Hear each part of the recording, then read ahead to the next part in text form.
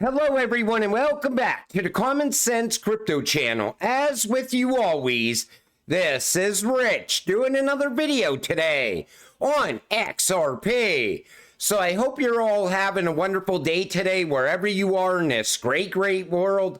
We're gonna talk about XRP. And this video, I was gonna hold back until Saturday afternoon to release it. But I couldn't wait any longer. I just had to get it out there. So let's start with this from the crypto philosopher. So the movie is 1992 called Sneakers. It's about people who break in and know things as for security measures, but not to steal anything. In the trailer, they have the XRP scene and someone's name has Phoenix in it. Just goes to show how planned everything is. I think everything we are witnessing right now was planned years ago, all the way back in 1988. Cryptographer 1, David J. Schwartz, filed August 25th, 1988. This comes from Art of Information, and you see it right here. This is what has become RippleNet and XRP today. And you know, this goes along with this right here, coming from Edo Farina. 1988 was indeed a busy year. Coincidence? Don't think so. David Schwartz is the co-architect of the XRP ledger. He also filed a patent application for his distributed computer system, decades before Bitcoin was even created. Bitcoin is the beta test coin. XRP is the final product. Now take a look at the cover of The Economist back in '88. Get ready for a world currency. I think back then, a lot of things were happening behind the scenes, like this right here. BlackRock was founded in New York in 1988 by 8 partners, 4 of whom remain active in the firm today. BlackRock has grown from a startup to a market leader by attracting clients and employees, and by acquiring several other asset management companies.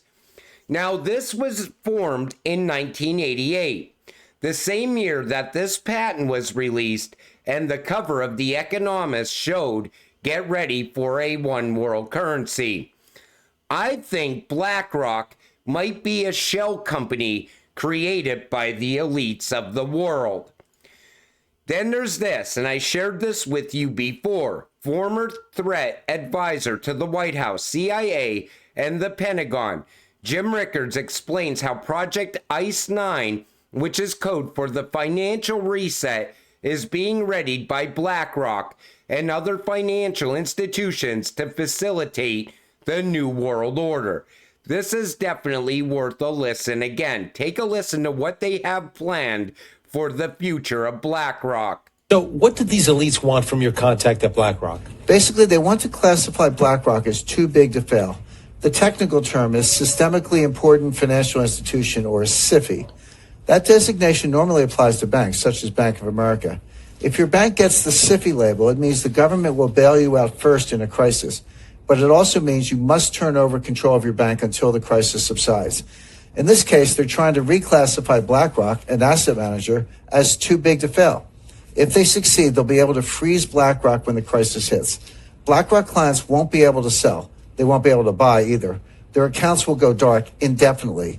And the elite operatives will take control of BlackRock's assets remotely via the internet. But our research... So they will come in and clean out BlackRock when this happens. I think it's just the elites taking back what is theirs, because I think BlackRock is a shell company set up by the elites. And I said this, I don't always agree with Bitcoin maxis, but I will agree with them when they say Bitcoin is the freedom coin. I think that is changing since Bitcoin is continuing to become centralized. And this is something that has to happen right now for a reason. I think governments and massive corporations are gaining control of it. People hail this as a win, but it's not a win. It leads to its demise in the end. They have to get rid of Bitcoin because it's competition to their one world currency, or a CBDC. And what about Trump? And this is what Trump has to say about BlackRock. He says, I see we have Larry here. Where is Larry Fink? Larry did a great job for me. He managed a lot of my money. And I have to tell you, he got me great returns last year. You know, Trump knows what the future holds for CBDC. Sure, he said the US is not going to have a CBDC, but he knows that's the path forward. That is going to happen. I think he already set us on that path back in 2017, 2018, when he was meeting with Ripple. He also said this, but we have the smartest people in the world. I don't even know if you know that. I think this could be the first time you've heard it. People like Larry Fink we're talking to. That's BlackRock, and we have the smartest people, and they all want to do it. So Trump hails BlackRock as being very smart. And I think it's the same reason that Trump shifted towards being Bitcoin, pro-Bitcoin. This way they could get all the normies into Bitcoin, keep them away from the ISO cryptocurrencies. Then I said this, what scares me the most is that people's life savings, 401ks, pension plans, even some towns are dumping their budgets into these ETFs and Bitcoin all of a sudden. This is not normal adoption either, because most people don't even know what Bitcoin is or what an ETF is. I think it's happening way too quick, and if it fails, what happens to these people's money? UBI tied to CBDC. This won't end well based on everything I've seen coming from the World Economic Forum and others, but that is just my opinion. But I showed this in Great Reset video after Great Reset video over time. And you know, people always want to know when the reset is going to happen. Take a listen to this right here. There are some cryptos that are working with regulators and are working with banks. I agree with you. Ripple Right. would be an example. Ripple would be an XRP. example, right. Now this is and I can imagine in the next 5 years, instead of us doing sterling against the dollar or sterling against yen and doing these kinds of transactions, we'll do sterling versus Ripple. And the reason being, dollar right now is a 2-day settlement. With something like Ripple, you could do settlement in seconds. And I think that there's a future there where the guy that's trading spot FX today will be trading spot FX against Ripple in the future, in the next 2 or 3 years. So I think that Ripple has a great future because it's right now supported by all the banks and by all the regulators. And it has an elastic monetary base, right? So that was back in 2018, and he said 5 years. But then Ripple got slowed down 2 years later by the SEC. I think it's because they were moving way too fast. And I think when he says we're going to be valuing things against Ripple, I think he's got that confused. We're going to be valuing things against XRP in the future. And the reason that XRP is chosen is because it's not attempting to substitute the US dollar, but to revolutionize the value transmission system. And they know this, and this comes from Brian Brooks. XRP not trying to replace the dollar. It's trying to fix the dollar. You know, it can move the current fiat dollar around the world in a matter of seconds. But why would they go after Bitcoin? Because Bitcoin is seen as competition to the dollar. That's why the elites will get rid of it when the time comes. I think that's why there's such a push right now to get new investors into it. But I see it happening way too quick. And I think a lot of people don't understand what's going to come next. JP Morgan says stablecoin regulations pose a significant challenge to Tether, the issuer of USDT. So I've been telling you this for a while now. I don't think Tether has a future, honestly. And especially when you see JP Morgan now saying it as well. Because they know what's coming for Tether. The same way we've seen everything coming for FTX, but nobody wanted to believe it. They said there's no way that these big celebrities would be pushing something that's about to crash. But people seen it coming. And now they're seeing it coming with Tether. And once Tether goes down, Bitcoin's going with it. Most likely Ethereum as well. It will clear the path for cryptocurrencies that have real world use case and utility.